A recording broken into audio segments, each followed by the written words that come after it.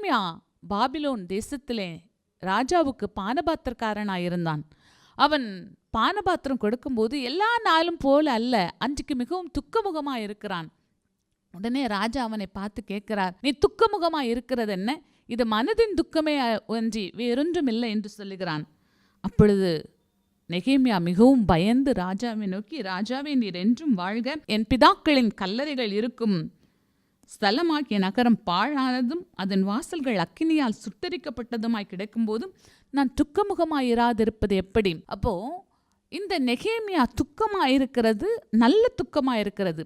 லௌகீக துக்கங்களும் உண்டு, தேவனுக்கேற்ற துக்கங்களும் உண்டு. தேவனுக்கேற்ற துக்கங்களை வருகிற நாட்களிலே பார்ப்போம். இப்பொழுது உங்கள் சந்தோஷத்தை கெடுக்கும் காரணங்கள் சிலவற்றை நாம் பார்ப்போம். முதலாவது ஒழுங்கீனம். உங்களிடத்தில் ஒழுங்கீனம் காணப்படுமானால் உங்களுக்கு சந்தோஷமாய் இருக்க முடியாது. சகலமும் நல்லொழுக்கமும் கிரமமுமாய் செய்யப்பட கடவது. எல்லாவற்றையும் ஒழுங்காய் செய்ய தேவன் விரும்புகிறார். எல்லாம் ஒழுங்காய் இருக்க வேண்டும். உங்கள் நேரத்திலே நீங்கள் ஒழுங்காய் இருக்க வேண்டும்.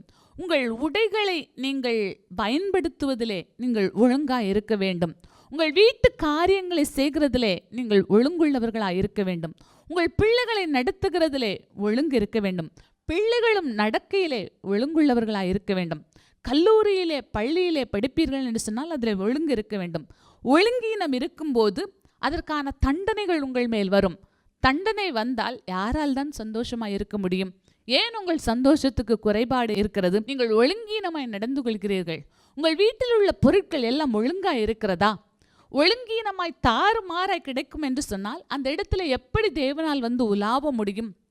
ஒழுங்கில்லாத இடத்துல தேவன் இருக்க மாட்டார். பூமியானது ஒழுங்கின்மையும் வெறுமையுமாய் இருந்தது.